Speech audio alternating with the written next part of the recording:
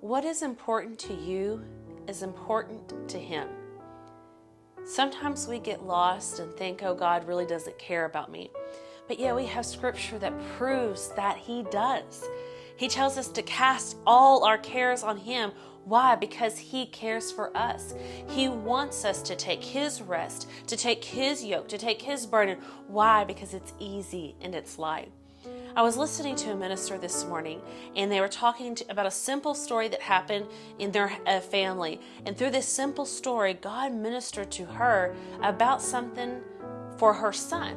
And it basically was, the story is she's a pastor, and she was having a meeting at her house. They were working on some things with her staff, and she had to go run and do an errand. And when she came back, her son had slime basically all in his hair. And this is when he was younger.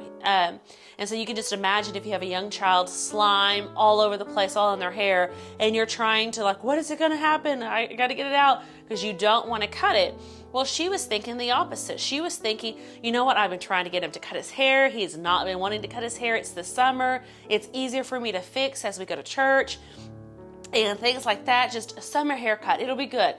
And they'd already told her when she got back, we tried this, and this, and it didn't work.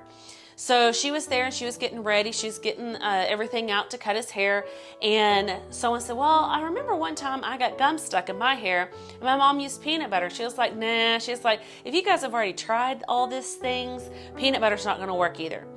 And so she started cutting the hair, and it got down to the roots. And so she was really trying to get it out and couldn't. And she couldn't get the razors through to do it because it would kind of stop. So she was like, okay, bring me the peanut butter.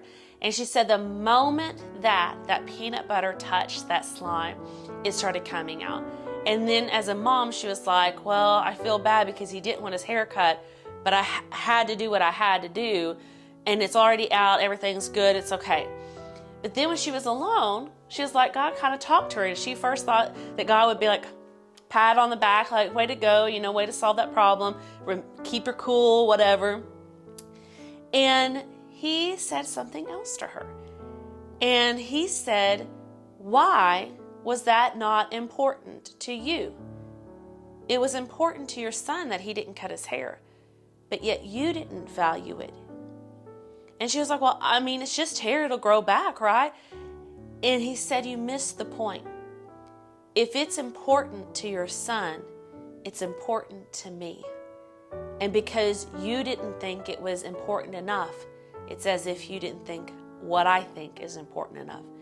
And she was like, oh, man.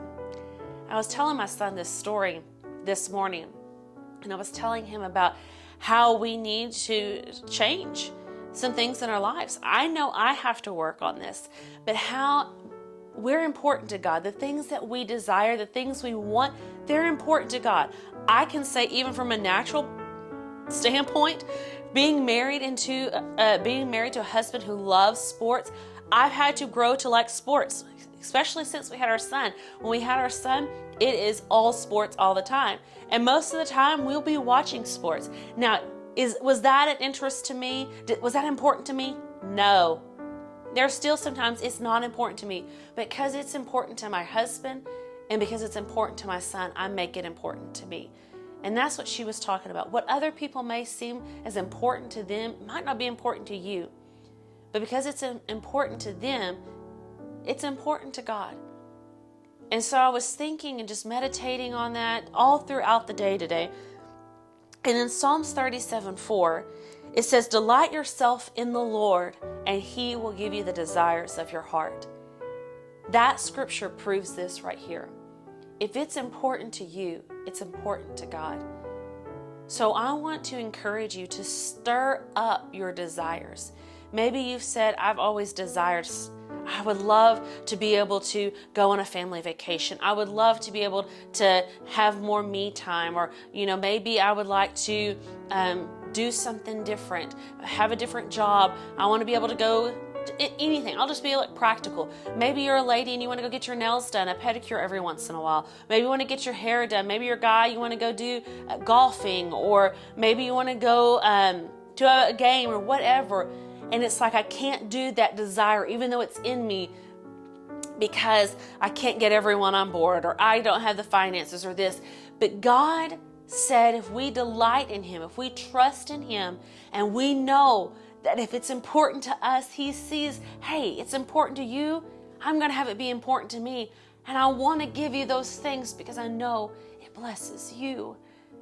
And I want to encourage you with that. I know I was encouraged this morning with it, and I was thinking throughout the whole day. And I guess that's why the Lord didn't have really anything prepared for me.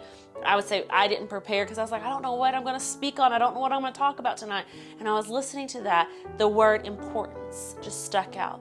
And I know for me personally, that has been something I've had to deal with, because I've done things for so many other people that it seems easier to say, no one cares what I think, or no one wants to do what I want to do because it's not that important. And God corrected me through that, and I so appreciate that. I want to be corrected by God. If it matters to you, if it's important to you, if it's a desire to you, God desires to give it to you. So stir up those desires again. What do you want? What's important to you?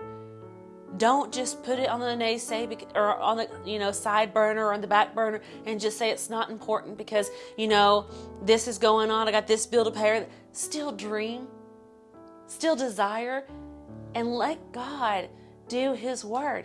If we delight in him and we'll trust in him and say, God, I know you delight in me prospering. You delight in me being happy. You delight in me having good things. And I'm just thankful for that. And whatever you feel is important to you, whether it's your kids going to a certain school, or whether it is your kids doing better than you, whatever it is, whether it's for yourself, it's not selfish, or whether it's for someone else, have those desires. Call them up. If it's important to you, it's important to him.